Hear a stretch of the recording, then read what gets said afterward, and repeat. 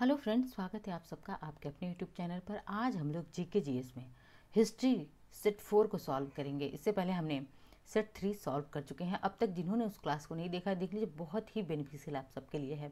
आज हम लोग पढ़ेंगे वेद पुराण उपसिद उपनिषद से संबंधित, यानी कि जितने वेद पुराण और उपनिषद से अब तक जितने प्रश्न पूछे गए हैं और जितने प्रश्न आगे बन सकते हैं, प्रश्नों के माध्यम से व्याख्या सहित आपको पढ़ाया जाएगा। तो आइए शुरू करते हैं आज की अपनी क्लास और देखते हैं इम्पॉर्टेंट क्वेश्चंस को। सबसे पहला ही प्रश्न हमारा क्या है? सबसे पहला प्रश्न है कि पुराणों की संख्या कितनी है। तो पुराणों की संख्या कितनी है? 18 पुराण है। और ये बहुत ही पेड क्वेश्चन है, हमेशा पूछा जाता है कि पुराणों की संख्या कितनी है? 18 है। और सबसे इम्पोर्टेंट चीज़ अब तक की जो पूछी गई है, तो यह पूछा गया है कि पुराणों की रचना किस काल में हुई थी। तो पुराणों की रचना किस काल में? गुप्त काल में हुई थी। और कितनी पुराण है? तो 18 या 18 पुराण है। यह प्रश्न देखिए, इसमें आपको 2 प्रश्न आपको मिल गए एक प्रश्न में। दूसरा क्वेश्चन है कि सबसे प्राचीन पुराण है, यानी कि सबसे प्राचीन पुराण कौन सा है। तो सबसे प्राचीन पुराण मत्स्य पुराण। मत्स्य पुराण, ये देखिए मत्स्य पुराण, भगवान विष्णु का जो मत्स्य अवतार हुआ था वही मत्स्य पुराण है और इसे ही सबसे प्राचीन पुराण माना गया है। ठीक है, पुराण कितने? 18 हैं, लेकिन इन 18 पुराण में सबसे प्राचीन पुराण कौन सा? मत्स्य पुराण है। इन पुराणों की रचना किस काल में हुई है? गुप्त काल में हुई है। सारे फैक्ट आप लोग याद रखिएगा। आगे देखते हैं तीसरा प्रश्न। पुराणों के रचयिता कौन है? पुराणों के रचयिता लोमहर्ष और उग्रश्रवा। लोमहर्ष के पुत्र हैं उग्रश्रवा। इन दोनों ने मिलकर के क्या किया है? पुराणों की रचना की है। आगे देखते हैं चौथा प्रश्न, सबसे इम्पोर्टेंट है। वेदों और व वेदांगों की संख्या है, यानी कि कितने वेद हैं और वेदांग कितने हैं। इसको आप वेरी वेरी वेरी इंपॉर्टेंट लगाइए, क्योंकि बहुत बार पूछा गया है और हर बार बच्चों को कंफ्यूजन बनी रहती है। इसीलिए मैं इमेज के माध्यम से पढ़ाने का प्रयास करती हूँ, ताकि यही इमेज एज इट आपके दिमाग में छप जाए। तो वेद और वेदांगों की संख्या कितनी है? तो देखिए वेदों की संख्या कितनी? 4। और वेदांग कितने हैं? 6 हैं। अब ये 4 वेद कौन कौन से हैं? तो देखिए ये 4 वेद ये हैं। सबसे पहला वेद कौन सा है? तो पहला वेद ऋग्वेद है, सबसे पहला वेद है। और यह ऋग्वेद क्या है? सबसे प्राचीन वेद है। प्रश्न पूछा गया कि सबसे प्राचीन वेद कौन सा है। तो सबसे प्राचीन वेद कौन सा है? ऋग्वेद है। यजुर्वेद, यजुर्वेद जो कि दूसरे नंबर पे आता है। यज्ञ से किससे संबंधित है? प्रश्न पूछा जाता है किससे? तो यज्ञ से। ठीक है, यज्ञ से संबंधित है। कौन सा? यजुर्वेद यज्ञ से संबंधित है। सबसे प्राचीन वेद ऋग्वेद है। ठीक है। और सामवेद, ये सामवेद पूछा जाता है कौन सा वेद संगीत से संबंधित है या संगीतमय है। तो संगीत से संबंधित जो है सामवेद है। अथर्ववेद चौथा वेद है और इसे क्या कहा जाता है? जादू टोना से संबंधित है। इसमें जादू टोना, ब्लैक मैजिक, व्हाइट मैजिक की बात है अथर्ववेद में। और सबसे आधुनिक वेद या नवीन वेद किसे कहा गया है? तो सबसे आधुनिक या नवीन वेद अथर्ववेद है। प्राचीन वेद कौन सा? ऋग्वेद है। देखिए यहाँ पे सब ये सभी क्वेश्चंस हैं, यानी सब पूछे ये 4 वेद कौन कौन से हैं। तो ऋग्वेद, यजुर्वेद, सामवेद, अथर्ववेद। प्राचीन वेद किसे कहा गया है? ऋग्वेद को। यज्ञ की कल्पना किसमें की गई है? यजुर्वेद में। सामवेद कैसा है? संगीतमय है। जादू टोने कर्मकांड की बात किसमें की गई है? तो अथर्ववेद में की गई है। ये हो गए हमारे क्या? तो ये 4 वेद हो गए। अब आते हैं हम वेदांग कितने हमारे। तो वेदांग हमने कितने देखा? 6 वेदांग होते हैं। अब कौन कौन से ये वेदांग हैं? तो इन 6 वेदांग को देख लेते हैं। सबसे पहला क्या है? कल्प, व्याकरण। ठीक है, देखिए यहाँ पर लिखा ना बीच में ये वेदांग परिचय। तो वेदांग कितने? 6। और इन 6 वेदांग को सबसे पहले पहला वेदांग कल्प, दूसरा क्या है? व्याकरण, तीसरा क्या है? ज्योतिष, चौथा क्या हो गया? छंद, पांचवा निरुक्त और छठा क्या हो गया? शिक्षा। यानी कि ये 6 क्या हो गए? तो 6 वेदांग मैं यहाँ पे लिखती हूँ बढ़िया से, एकदम अच्छे से। देखिए वेदांग कितने हैं? तो वेदांगों की संख्या कितनी है? 6। कौन कौन सा? तो लिखिए कल्प, कल्प, व्याकरण क्या हो गया? कल्प हो गया, व्याकरण हो गया, ज्योतिष हो गया, क्या हो गया? ज्योतिष हो गया। ज्योतिष के क्या हो गया? छंद हो गया। उसके बाद से क्या है? निरुक्त है। क्या है? निरुक्त। उसके बाद से शिक्षा। ये 6 क्या है? तो 6 हमारे वेदांग हैं। याद रखिएगा, क्रम से याद रखिएगा। ठीक है, यानी कि पहला कल्प, दूसरा व्याकरण, तीसरा ज्योतिष, चौथा छंद, पांचवा निरुक्त, छठा शिक्षा। क्रम से याद रखिएगा, बहुत ही इम्पोर्टेंट है ये सब।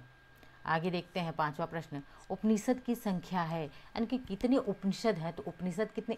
108 हैं, ठीक है। और प्रमाणिक कितने, सिर्फ 13 प्रमाणिक हैं, लेकिन कितनी संख्या है, 108 संख्या है, ठीक है। वेदों की संख्या कितनी, कितने वेद हैं, तो मैंने अभी बताया आपको कितने वेद हैं, तो वेद आपके 4 वेद हैं। पुराण कितने हैं, देखिए उपनिषद कितने, 108। यहीं पे मैं लिख देती हूँ, क्योंकि पुराण और वेद उपनिषद में बच्चे कंफ्यूज हो जाते हैं। पुराण कितने, 18 पुराण, सबसे पुराना मत्स्य पुराण, ठीक है। उपनिषद 108। वेद कितने, तो वेद कितने, 4 वेद। वेदांग कितने, 6 वेदांग, कुछ भी आपको भूलना नहीं है। छठवां देखिए, पुराणों का अध्ययन करने वाला प्रथम मुसलमान कौन था, यानी कि सबसे पहले ऐसा कौन सा मुसलमान था जिसने पुराणों का अध्ययन किया। कितने पुराण है, 18 पुराण। और पुराणों का अध्ययन सबसे पहले अल-बरूनी ने किया था। किसने, अल-बरूनी ने किया हुआ था। इंपॉर्टेंट क्वेश्चन है ये। सातवां देखिए, उपनिषद का विषय वस्तु है, तो उपनिषद का विषय वस्तु क्या, दर्शन है। क्या है, दर्शन है, जिसे हम दर्शन को आज क्या कहते हैं, फिलॉसफी कहते हैं। आठवां देखिए, ब्राह्मण संबंधित है, तो ये ब्राह्मण किससे, कर्मकांड से संबंधित है ब्राह्मण, ठीक है। नौवां देखिए, सबसे प्राचीन वेद है, तो सबसे प्राचीन वेद कौन सा है, तो सबसे प्राचीन वेद ऋग्वेद। मैंने बताया, ऊपर ही बताया था कि सबसे प्राचीन वेद कौन सा है, ऋग्वेद है। सूक्त कितने हैं इसमें, 1028 सूक्त हैं, ठीक है। मंडल कितने हैं, तो 10 मंडल हैं। मंडल कितने हैं, 10 मंडल हैं, और 1028 सूक्त हैं। नवा मंडल किसको समर्पित है, सोम को समर्पित है। आगे प्रश्न मिलेगा आप लोगों को इससे संबंधित। 10वां देखिए, गद और पद में, पद वाला वेद कौन सा है, कि ऐसा कौन सा वेद है जो गद और पद दोनों में पढ़ा गया है, यजुर्वेद। किससे संबंधित, यज्ञ से संबंधित। देखिए ये है यजुर्वेद, संबंधित किससे, यज्ञ से संबंधित है, और यह यज्ञ से संबंधित है, यज्ञ, ठीक है, यज्ञ से संबंधित है। और यह किसमें, तो गद्य प्लस पद, ये दोनों। और गद और पद से बने काव्य को क्या बोलते हैं, चंपू काव्य बोलते हैं। क्या बोलते हैं, चंपू काव्य। मैं इसलिए बता दी यहाँ पे क्योंकि पूछा गया कि ऐसा कौन सा वेद है जो चंपू काव्य में लिखा गया है, तो यही यजुर्वेद है जो गद्य और पद दोनों शैली में लिखा गया है, ठीक है।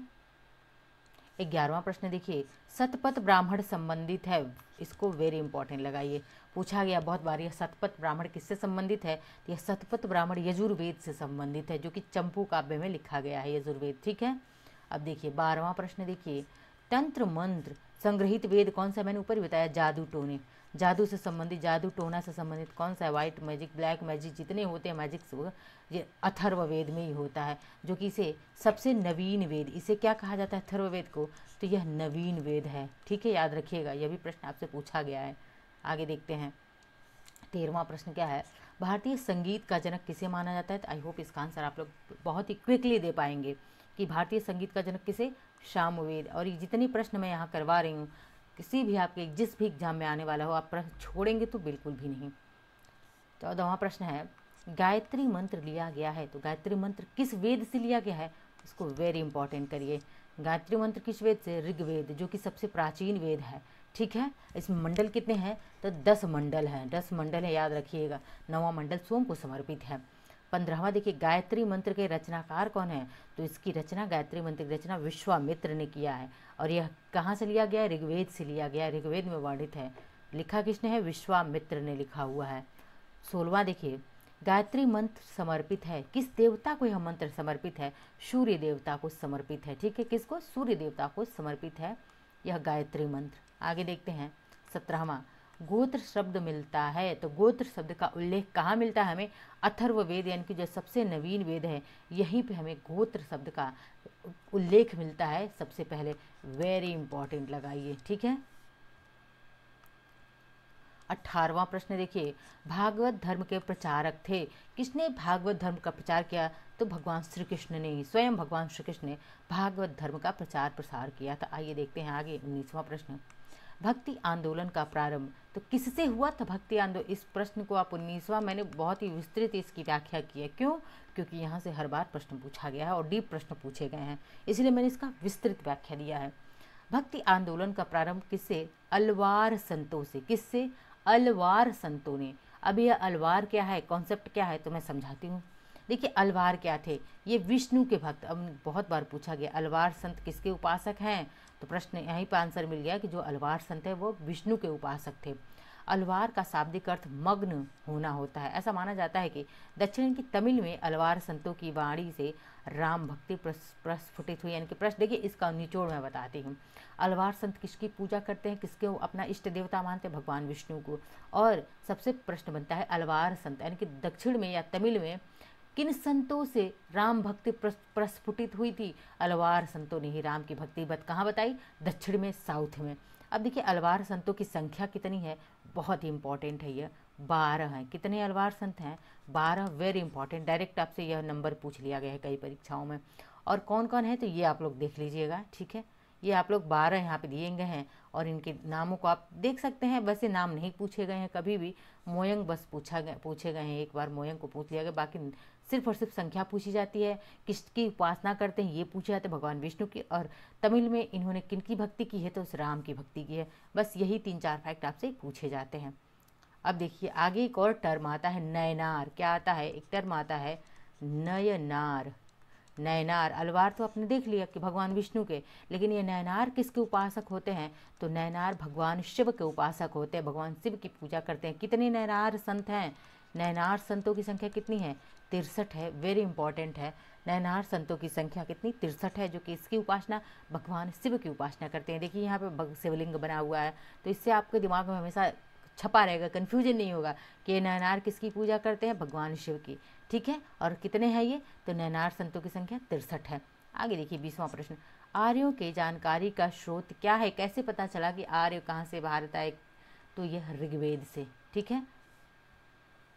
आगे देखते हैं 21वां प्रश्न, ऋग्वेद में सर्वाधिक बार वर्णित नदी कौन सी है, यानी कि सबसे ज्यादा बार किस नदी का वर्णन किया गया है, सिंधु नदी का, सिंधु नदी का, ठीक है। अब आइए एक और चीज देखते हैं, ऋग्वेद की जो प्रमुख नदियां हैं, मैं उन नदियों को मैंने दिया हुआ है यहाँ पे, एक लिस्ट दे दी है इसी क्लास में। अलग से मैंने सोचा दूँ, फिर मैंने सोचा इसी क्लास में आपको एक्सप्लेन सारा कर देती हूँ कि जो नदियाँ हैं उनके प्राचीन नाम और आज हम उन नदियों को किस नाम से जानते हैं।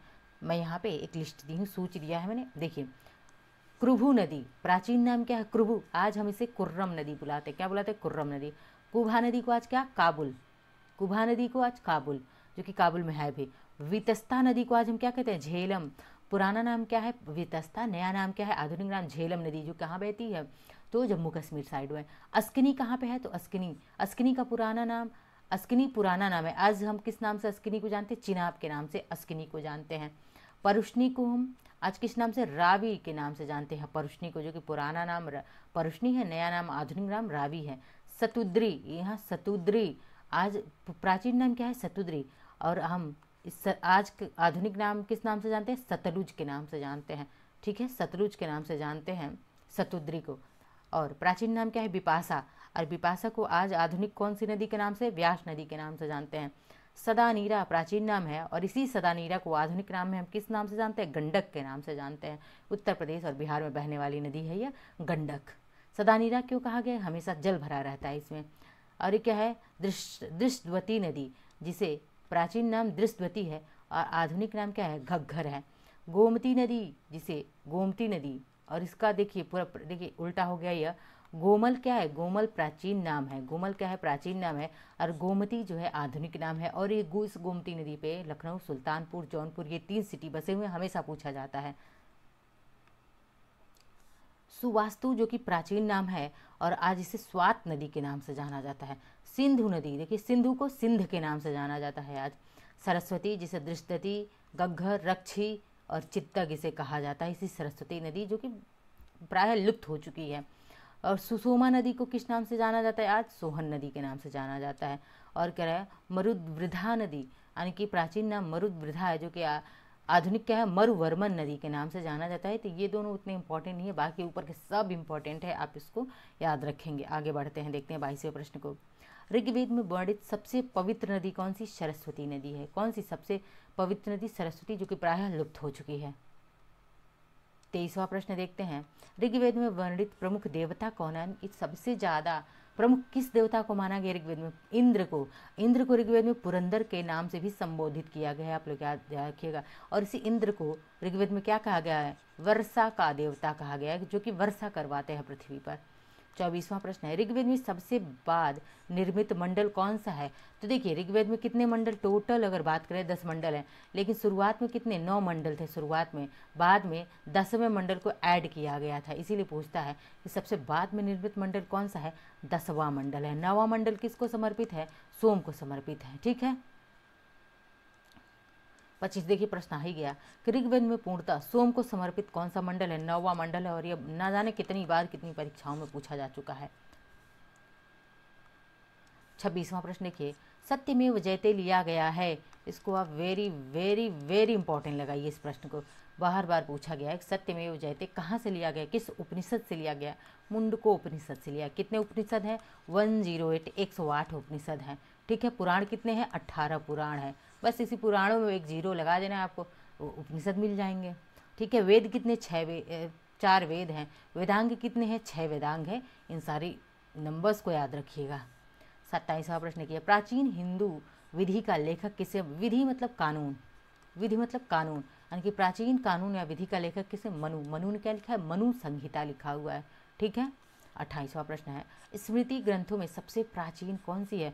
यही मनुस्मृति है। इन्होंने मनु ने ही मनुस्मृति लिखा है, जो कि प्राचीन लॉ की बुक मानी जाती है। अब देखिए पुस्तक कौन सा? मिताक्षरा के लेखक कौन है? वेरी वेरी इंपॉर्टेंट लगाइए, यह बहुत इंपॉर्टेंट है। मिताक्षरा के लेखक बहुत बार पूछे जाते हैं कि मिताक्षरा के लेखक कौन है? विज्ञानेश्वर है। कौन है? विज्ञानेश्वर है। 30वां प्रश्न है, महाभारत का अन्य नाम क्या है? तो इसे जय संहिता के नाम से जाना जाता है। महाभारत को किस नाम से? जय संहिता के नाम से। और यह प्रश्न क्या है? वेरी इंपॉर्टेंट है। 31वां प्रश्न है, महाभारत के रचनाकार, यानी कि देखिए महाभारत की रचना किसने किया? वेद व्यास ने किया। लेकिन इसका फारसी अनुवाद किस नाम से हुआ था? तो देखिए ये 32वां प्रश्न नहीं है, बल्कि वही प्रश्न है कि महाभारत का फारसी में अनुवाद किस नाम से हुआ था? तो रज्मनामा के नाम से। किस नाम से? महाभारत का फारसी में अनुवाद रज्मनामा के नाम से हुआ है। और रचना महाभारत की किसने की है? वेद व्यास ने की है। तो यह थे हमारे सुपर 31 क्वेश्चंस थे, जो कि वैदिक काल से वेद पुराण और उपनिषदों से संबंधित है। और मुझे लगता है कि आज की हमारी जो क्लास है आप सबके लिए बहुत ही इम्पोर्टेंट है। चाहे आप जो भी, चाहे वनडे, चाहे प्री मेंस, आप कोई भी एग्जाम दे रहे हो, यहाँ से आपको एक प्रश्न जरूर देखने को मिलेगा। तो मिलते हैं नेक्स्ट लेक्चर में। वीडियो को ढेर सारा प्यार दीजिए, subscribe, like, share, subscribe, comment करते रहिए। धन्यवाद।